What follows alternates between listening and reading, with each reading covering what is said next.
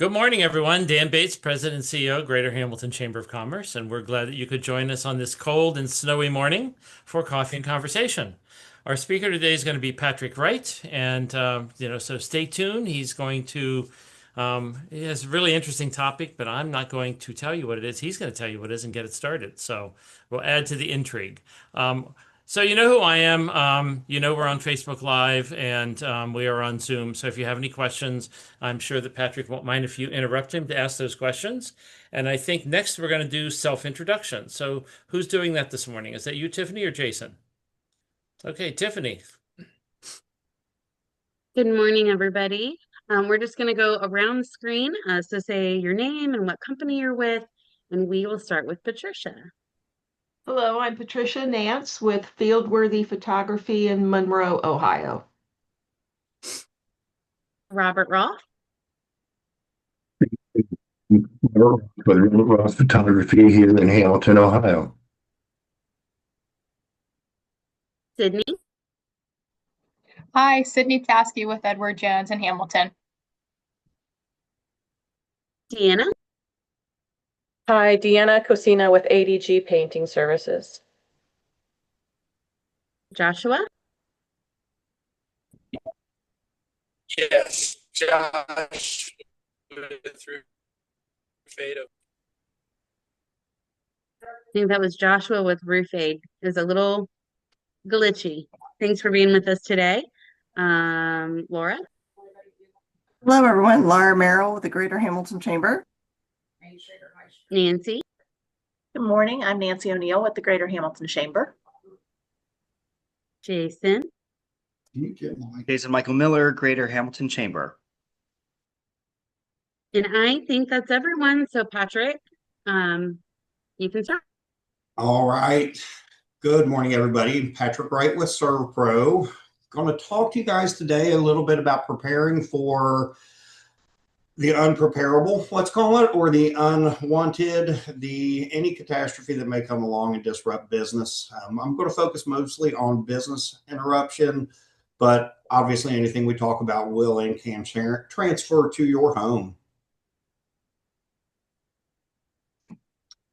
So basically, nobody plans for a fire. Nobody puts a flood on their calendar or water damage or anything like that. But getting prepared and being prepared for a situation is hugely, hugely important. Statistically, 50% of businesses that suffer catastrophes, such as a water damage, a fire that's unplanned for, they don't reopen. They can't. They either lose so much market share, cost so much, don't plan for it, lose their employees because it takes so long that they just cannot and will not reopen. So preparedness is the key for that. You know, the old, if you're failing to plan, you're planning to fail kind of thing really does touch home with businesses. And it's really something that most business owners may or may not think about, but it's very simple to prepare and plan for a catastrophe. There's a difference between disruption and a disaster. You know, disruption you can plan for, a disaster you cannot. So if you have the plan in place, know what you're going to do during a catastrophe or any unwanted event. Not all catastrophes are repairable and recoverable, but obviously it's a strong word to use in a situation. But we want to keep people from having panic paralysis, wasting their time calling unapproved vendors and or somebody that can't truly help them in a situation they're in. We want to eliminate delays of approvals. Employees are unsure who's in charge at certain times. When things get a little chaotic and hectic, it does raise a little amount of chaos in even the simplest of businesses. Chaos can, really rear its head during an event. There's also the ability for lost data, lost files, lost paperwork, things that you don't think about on the normal. I mean, paperwork's fairly archaic these days, but in the restoration industry, people don't necessarily understand that there is document restoration services out there. I mean, you don't lose medical files, law degree or law information, birth certificates, things along those lines. They can be restored after, not necessarily burned up in a fire, but after a water damage. And the crazy thing is the process we do, we freeze it and we subligate it. It turns from the frozen state of ice, and then we quickly pressurize it and it turns to gas. Therefore, it dries almost instantly. So it's really kind of a fun process. There's a lot of detail into going through that, which we won't get into today. For an example, a burst pipe at 2 a.m., nobody's going to know about, in a building necessarily. You're hoping somebody finds it, but that can be gallons and gallons of water. What we recommend doing is we come in and we identify your water shut off, your natural gas shut off, your electric shut offs. And again, this is it's just something people can do and should do, is to know where those things are. That will eliminate any kind of prolonged water damage and or delays in getting services.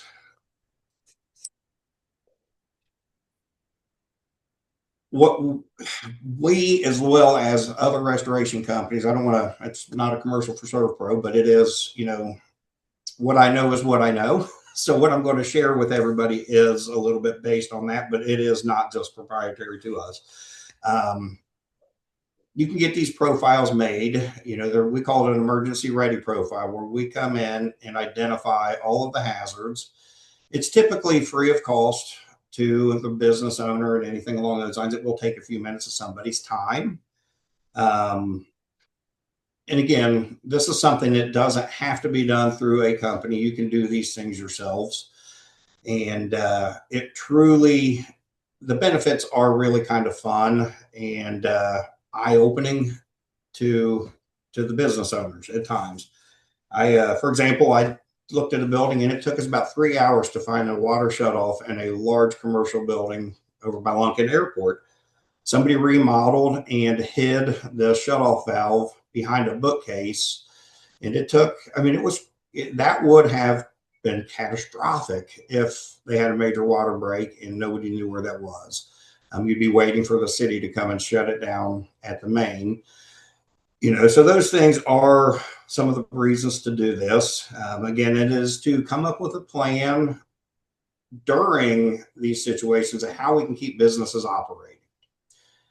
During a fire loss, we'll try to help them find secondary location to continue their operations in, so we can do the job of getting their buildings back together, back operational.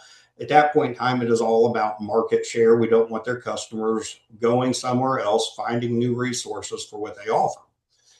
That is one of the main focuses that we truly try to do. The aspect of medical care, nursing facilities, and things along those lines, they don't have somewhere to put their residents.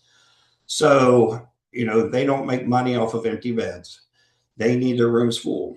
If they have a major event and have to relocate their customers, it becomes a little bit of an issue as far as inconvenience, uncomfortable, health, well-being, of the residents. So we do what we can to take care of these things in common areas, as well as having this plan in place. Part of the plan in place would be knowing how you're going to handle a catastrophe and a bad event to keep them as operational as possible. Very much does this seem like common sense, but you'd be shocked at how many people don't plan for something like this. Nobody wants it, so everybody has that mindset of it's just not going to happen to me. But it does happen to a lot of businesses. Medical care facilities, they have a lot of running water.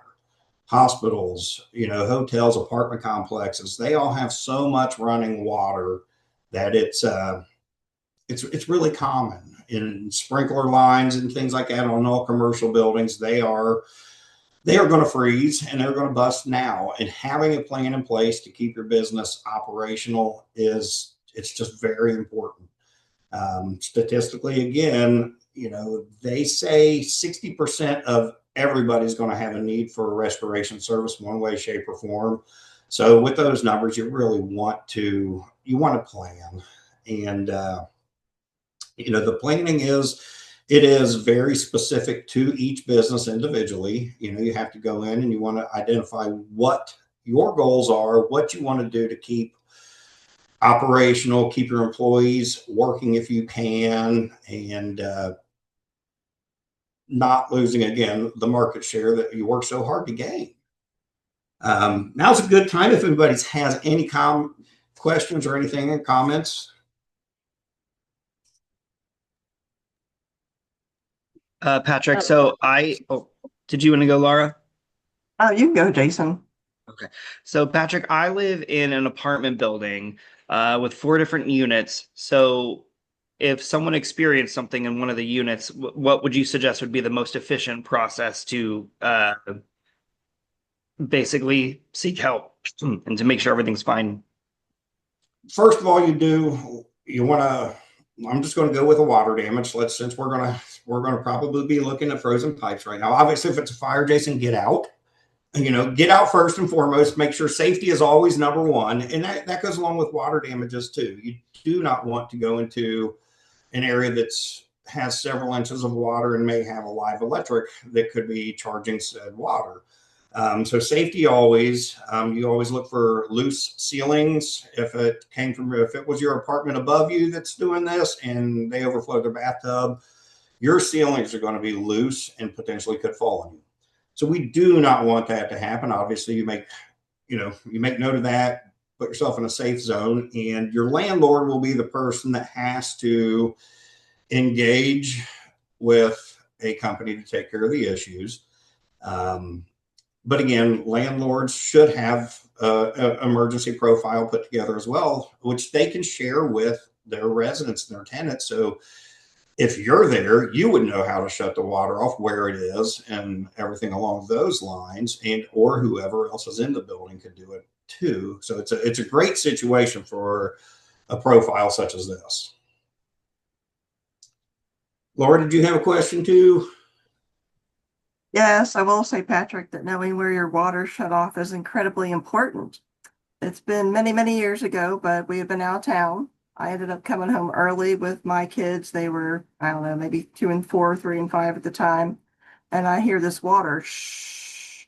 Like, oh, did somebody not turn off the bathroom water in the faucet? I go in the bathroom. No, it's not there. I go in my kitchen. A pipe has split and it's just spewing out underneath my kitchen sink. And I'm freaking out. I'm like, I don't know where the water shut off is. I don't know. I'm calling my friends, calling my husband, trying to figure out, like, somebody can help me. Like, I need help. I'm taking literally every towel and throwing it on the floor to soak up water because so much water is coming out. If we finally found the shut off, thank goodness. I now know where that is. But it would have come in handy to know before all that happened because I did not know where the shut off was under the sink. And it was not under the sink. It's actually down in my washroom, which is under the kitchen. So it's not directly, underneath. I'm trying to find the shut off. So there's some things like that that are incredibly important to know. That is so true. And the people you think would potentially know. I went to a house fire a couple of weeks ago, and in a situation like that, they lose their electric. The fire department will shut your electric off for safety reasons. The fire department could not find the water shut off for the house. Again, with these temperatures, that would have led to countless pipes freezing and breaking throughout the house. So it is something it takes. You just you have to track it down because they always have a shut off valve inside your house. It would be very unusual if they didn't, and it would be against code. So that's why when I say always, it's what code requires. However, we are all homeowners and can do whatever the heck we want in our house. But back to the profiles and the plans of being prepared for ready preparedness. Another benefit of it is it's faster call out. So if we or any company knows what we're up against by visiting this facility prior, we're going to want to know where the business owner wants us to park, where they want us to access the building. We'll typically have the square footage of the building, so we'll know what to bring with us, so we'll be prepared. It's as much preparedness as for the business owner as it is for us to respond intelligently. You know, when restoration companies get called out, it is go with what you best think you might need, but if you're well planned and well prepared, you're going to go with what you need for sure. Every situation is vastly different. You know, and the goal is always to get this dried up and cleaned up and as fast as possible to get the business back up and operating. You know, and a big part of that is you go in and you establish who the decision makers are, who's going to make the call and say, yes, do this. This is what's important. This is what's not important. You know, if we do that on the front side before an event happens, it saves so much time and so much money. Truthfully, our job is to limit the amount of cost that this has always. Seems very counterproductive for business, but it's truly what we want. We want to get businesses back up and running, and that's how it should operate for everyone. We keep in touch with the employees, the management staff, who needs to be kept in the loop daily of what's going on to make sure that we're meeting the goals that they have in place. And, you know, these kind of plans are extremely, extremely valuable. Again, it's about business continuity, you know, and the reputation that businesses have of being, most businesses are known to be open, right? So we want to make sure we keep them open. And my planning is, I know I'm beating a dead horse about planning, but it is so important and so few businesses do this. And it truly is, it's truly helpful. It gains trust, it builds relationships, and you know, our goal is to do that always, and everybody's goal is. I mean, we want businesses to succeed. In the case of a fire damage, those are very difficult. Fire damages take much longer time to rebuild. Some take years, some take several months, depending on the severity of the fire. We have in the past helped businesses have a plan in place, knowing where they're going to go as a secondary location. There's a lot of vacant buildings. There's a lot of opportunity. What's it going to take to get your bare minimum up and operating again? We did an automobile dealership in Indiana. I had a major fire, and we brought in temporary sales room. It was in the winter last year, and it was the weirdest thing. I've never done anything like this in my life, but you brought in a temporary building. Job site trailers were their offices for sales. You know, we kept doing what we were doing, and it was very beneficial for they did not lose market share. So it was it's what it's all about. So does anyone else have more conversations or questions or anything you want to talk about and share? I have a question.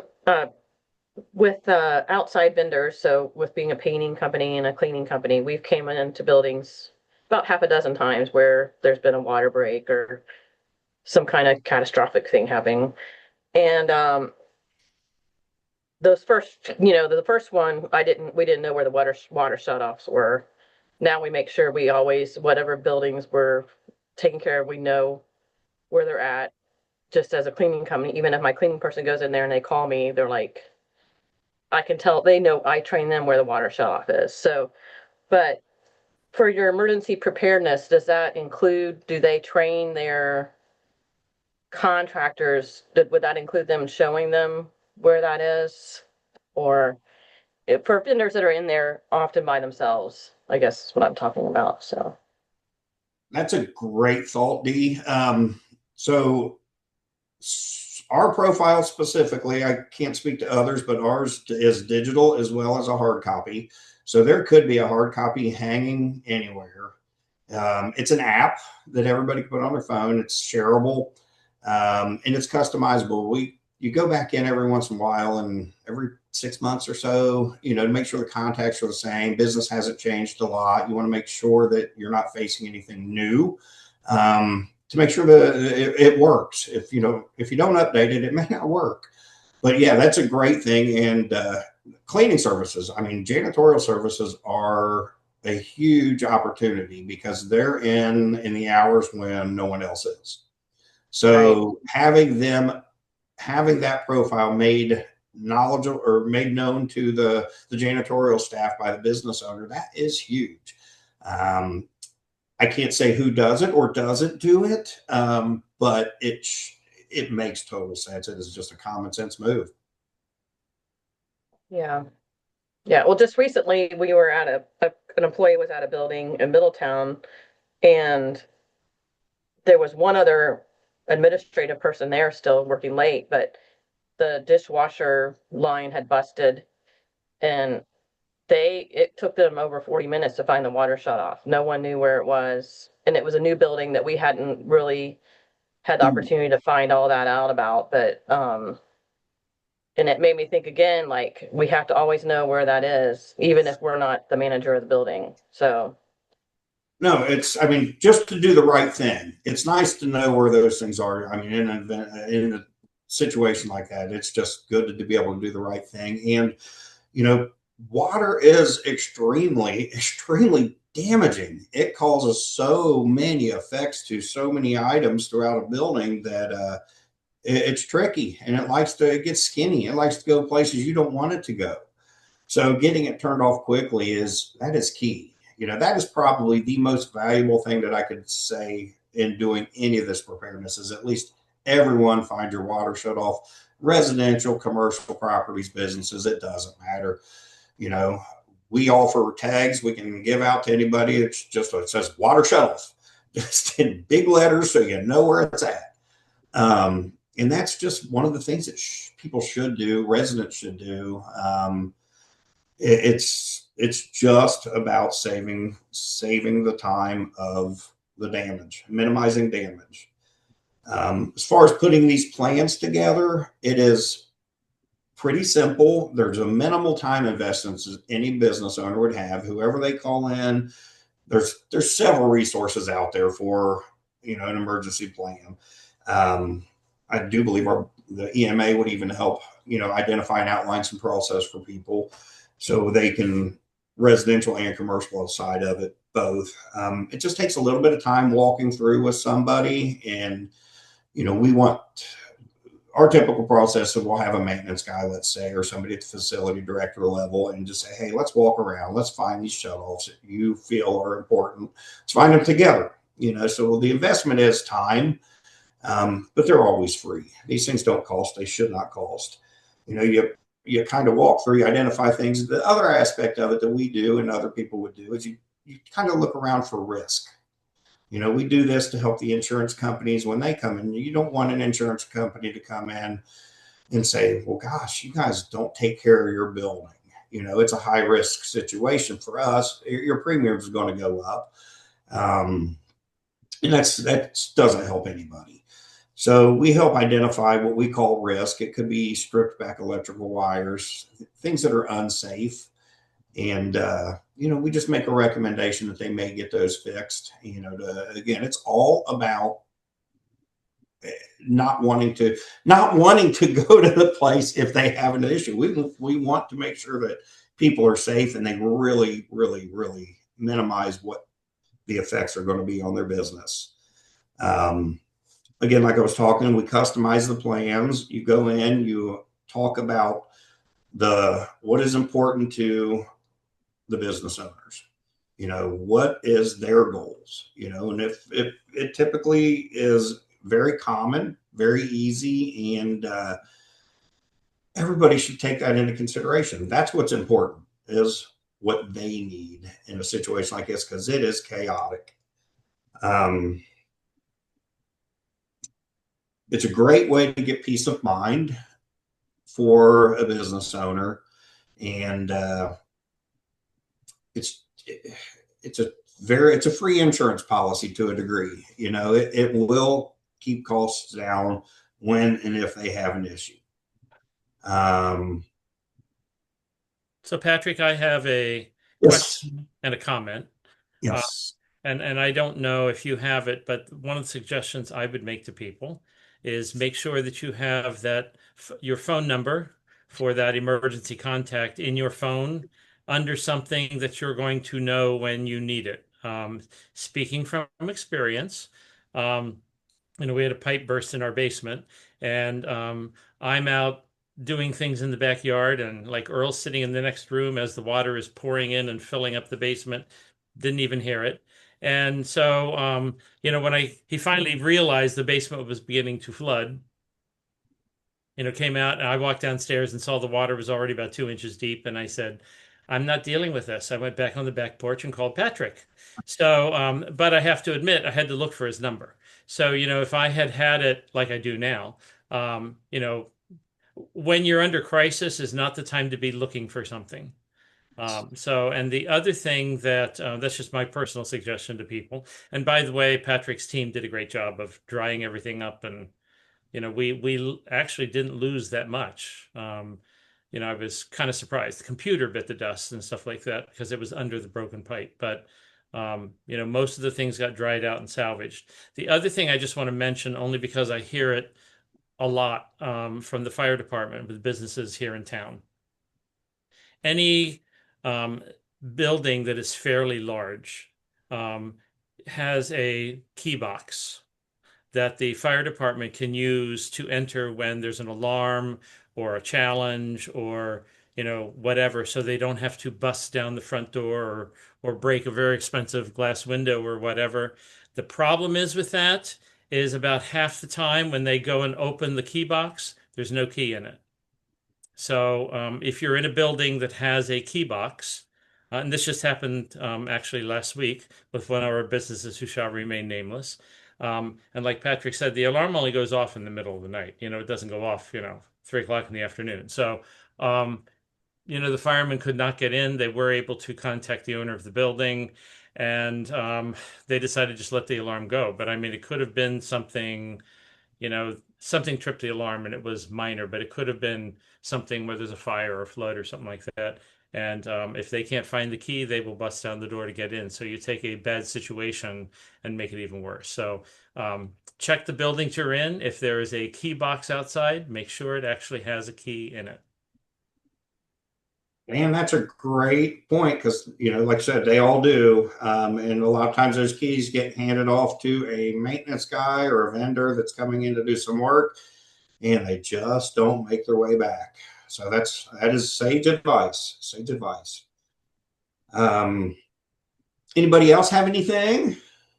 I just want to say thank you for the cautionary heads up. I don't even know where the water shut off in this house is. I will by the afternoon. If it's a basement, they're typically, the easy thing to think about is the water lines almost always come from the streets. So that front facing wall, let's call it, towards the street is typically where it's going to come in at.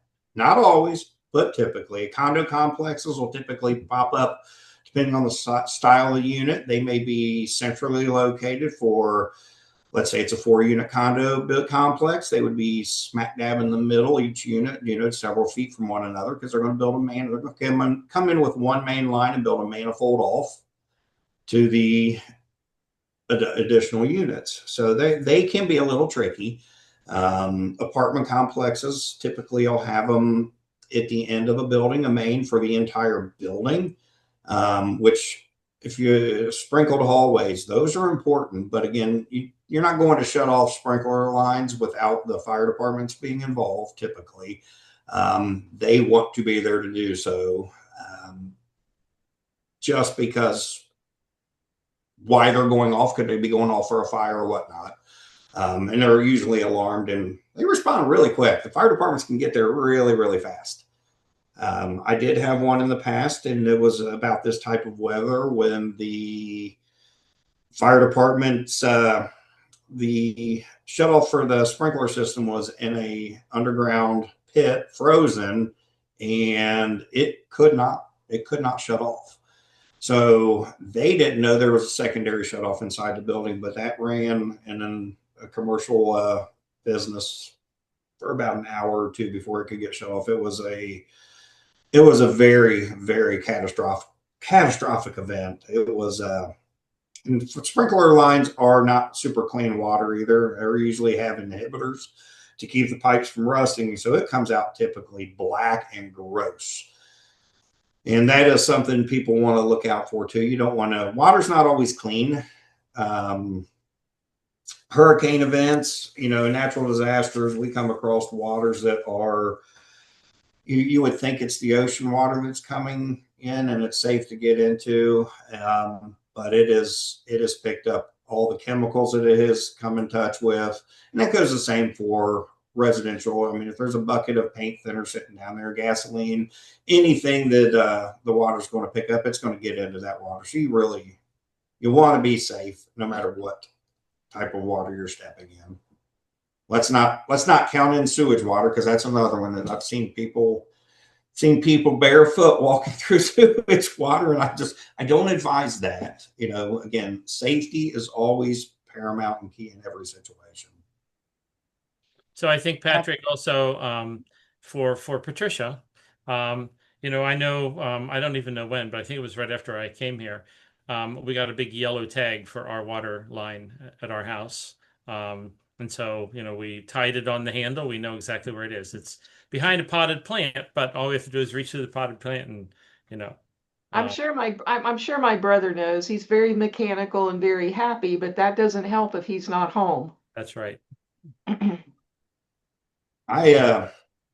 chamber office I have done a profile on, and it was pretty cut and dry, but we were able to find the gas shut off, the water shut off, the electric, and identify them. And then you can go as detailed as knowing just about every appliance, toilet, faucet, dishwasher. They are going to have a shut off of their own.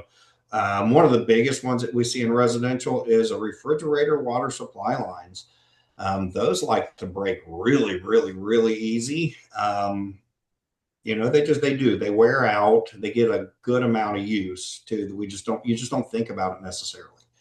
So those are one of our leading culprits. Toilet supply lines are, again, another leading culprit. So it's bare minimum. If you know where your main shutoff is for your house, you can get that shut off, and then you can go back and isolate to the fixture itself. So typically I recommend, get the main shut off first, and then you take the time to figure out, hey, it's just a toilet shut off valve will stop this from happening. That way you're back functioning as a home and or business. It's again, common sense, but when catastrophe strikes, common sense is it's taken over by panic usually. So that's what we try to eliminate, is we don't want panic.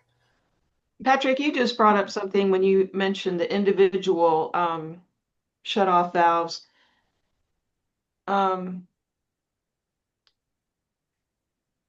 don't know if this is a logical question or not, but what shut-off valve should you aim for first? Where you think it's coming from, or the main one? Patricia, I would hit the main first and then isolate later. That way you're, again, minimizing the water is paramount. I mean, that stuff is damaging. And yes, we have people who look at a gallon of water as a disaster, and I've seen people where a swimming pool is not a big deal. It's all relative to the person. I personally had a 5-gallon water jug, water cooler in my prior residence, had a small fracture in the jug. That allows the vacuum to no longer work, and it forces water through the whole machine and just dumped it on the floor. 5 gallons of water did about $8,000 worth of damage in my house. Had a finished basement, kitchen cabinets in the basement fell, decor fell, and it ruined the floor on the first floor of the house as well. I was just shocked at how, and that was prior to me owning the business that I do now. So I didn't know anything about it, and I was just it was really shocking, to me to figure out that little bit of water, 5 gallons did, a significant amount of damage. So there's just the reason to bring that up is getting it shut off quickly is absolutely the most important thing to do. Can I offer one more pointer, Patrick? Yes. And I hate to do this because they're going to think I create a lot of disasters, which I kind of do. But anyway, doing a DIY project in the basement, I cut through one of our main water lines, and which was not intended.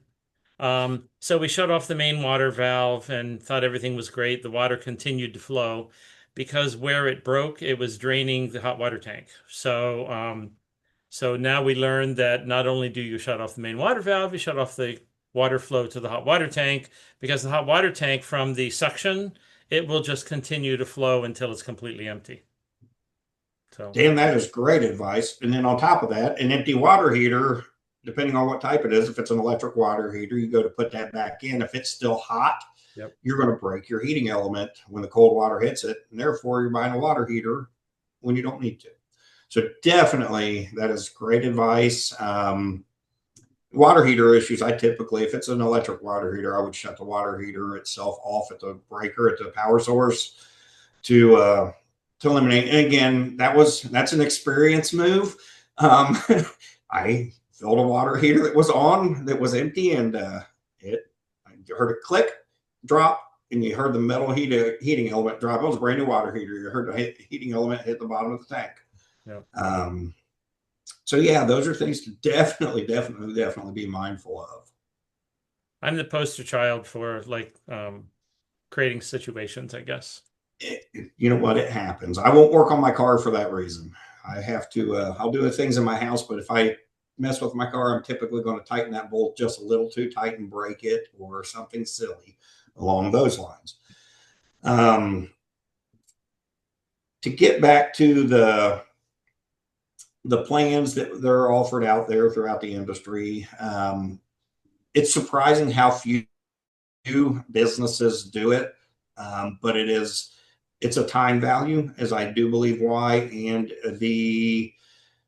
it's not going to happen to me mindset, which is very dangerous. So if anybody has friends, families that are business owners, or residential people that would like this done, I'm happy to do it. So are other companies. Again, I don't want this to be about me and SERVPRO specifically, but it is, any restoration company is going to offer this. They should. It's just a good way of getting elbow to elbow with your potential customers and friends. And I personally enjoy doing nice things, so it makes me feel good. So if there's anybody that could do, or, need this, I've even done it for hospitals, doctors' offices, on large buildings like that. It is a extremely time consuming issue, but it's also extremely rewarding because, there can be life at stake, which is a little extreme, but it can happen.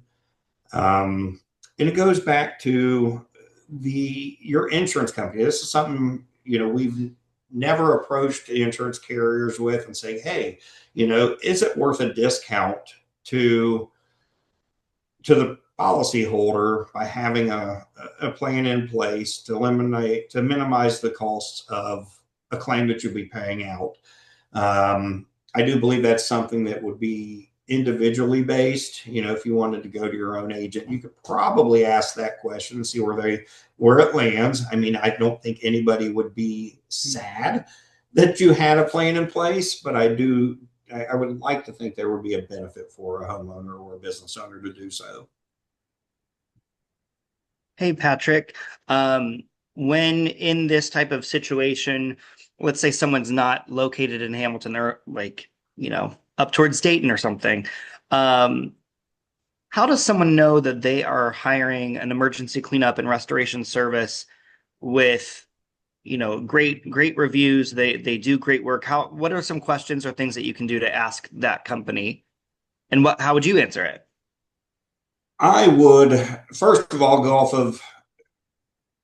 Google reviews are how people make decisions nowadays. I mean, we all know that it's very powerful. It's very simple to sit and think about. In a situation like you're speaking of, Jason, when these things happen, you're in a catastrophe situation, an event has happened, you're typically grabbing your phone to make a choice. You're not Googling or you're not getting on your laptop. So you're going to get on your handheld device, look up water damage near me, and or flooded basement, whatever you may look at, and then just see who populates, look at some quick reviews. But always know that there are paid ads, obviously. But, I'm confident in what we do. Being a franchise, we are audited to the highest possibility. We have to do what's right. It is, unfortunately, an ugly industry. It is easy for people to take advantage of people. However, being a franchise system, we're not able to. Not that we would, but it is impossible for us to commit fraud in a homeowner. So the larger companies are probably the best choice. We all bill out the exact same. If you're using an insurance claim, it is what it is. We document what we do and submit it to the insurance carrier, and they say, okay, it pays this. We don't necessarily even know. It's a software system that the insurance companies use and the restoration companies use, and it keeps it so honest. And the reason they do that is because it's all about time. It goes back to that time thing. The insurance industry has decided, hey, we need this handled quickly. Let's create a system that's honest, and you just do what you have to do to get this done, and it pays a fair amount. It's a difficult software. The average homeowner, the average person won't understand the way it looks. It breaks down as far as how much it pays me per day, per fan, per dehumidifier. So it's a good way of doing it. It's very honest. Anybody else have anything fun to talk about? Patrick, so Yes. when someone comes on to a scene where there's water, we know if it, don't go in there because of the electricity, don't step in the water. But let's say a homeowner thinks that they can maybe clean up something themselves, where it came through the floor. It might have been a sink on the second floor. Can you share about like the gray water that comes through there that is contaminated? Like if you think it's not contaminated, but there is contamination. Sure. Just from being on scenes from you guys where we've been coming in after you guys clean up and knowing a little bit about the industry, can you share that real quick about why you should maybe not clean up yourself? Or Absolutely, Dee. Yeah. There are situations when water transfers through building materials. It's going to pick up chemicals. Treated lumber has chemicals in it. So a lot of times those chemicals get there. Outside, water comes from outside. It's flowing across your yard, let's say, during heavy rains, and it makes it into your basement. It's picking up animal feces. It's picking up lawn chemicals and things like that. We in the industry, we classify the waters. 1, 2, and 3. Clean being 1, 3 being heavily contaminated, and 2 is a slightly contaminated water. And I usually, that's where you go. If I can't drink it, I consider it contaminated water. Some people don't consider sump pump water contaminated. I do, however, because it's coming through the ground.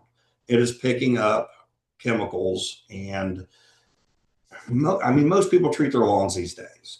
So you're picking up lawn chemicals, which are a lot of phosphoruses and things like that. Raccoon feces are extremely dangerous. We've done those kind of cleanups where you really, you have to be safe. You have to wear the proper PPE. You have to protect yourself. The personal protective equipment I would err on the side of caution always. Wear rubber boots, wear gloves. If you're going to do it yourself, I advocate for people, if they want to do it themselves, have at it. I'm happy to help people through a process and talk them through it. There are things to do. As far as making sure it's dry is probably the most important and the most difficult portion of it is making sure there's not going to be microbial growth coming down the road. Greater Cincinnati has a high mold and pollen count, just naturally. We live in a soup bowl of mold, and elevated humidity levels will create a great environment for mold to grow. Mold only needs elevated humidity and an organic material to feed on, and it typically will grow.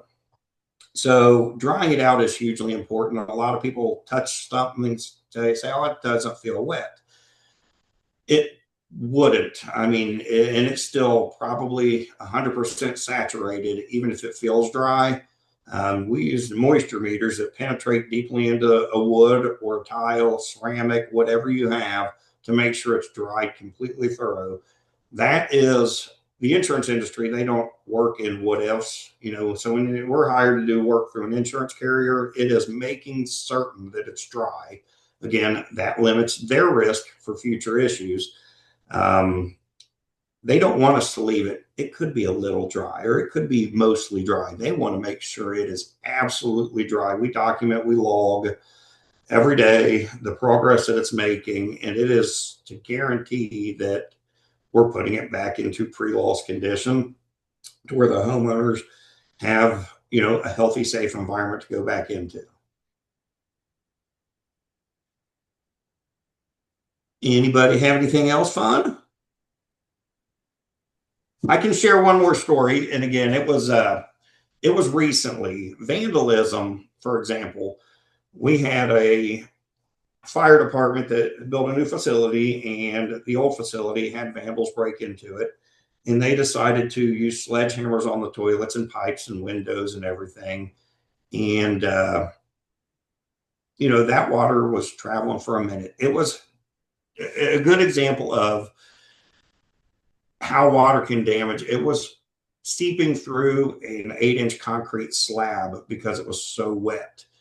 That's a lot of water to go through there. And it picked the easiest routes for the longest time, but eventually it came through, it just saturated the concrete. That creates a whole nother issue for a historic building. It's leaving, you're bringing in, asbestos typically isn't a concern while it's wet, but you're running into other old building materials that, we didn't have the health standards that we do nowadays as far as when it was building materials. So you may be coming across a little bit of lead and some other items. So again, it's another real good reason to protect yourself when getting into water.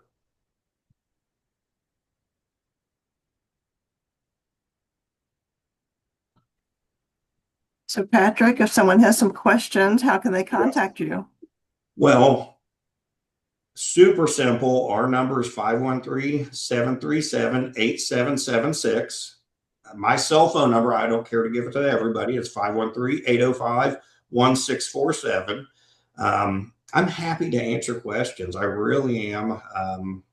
Money's never been a motivator to me. Just having people, helping people out is. So I'm happy to help people. So if if anybody has questions or concerns, we do. I'm an open book. Might not be the smartest book in the library, but I'm an open book. And Patrick, I'm going to be sending a recap to all the attendees today with your contact information.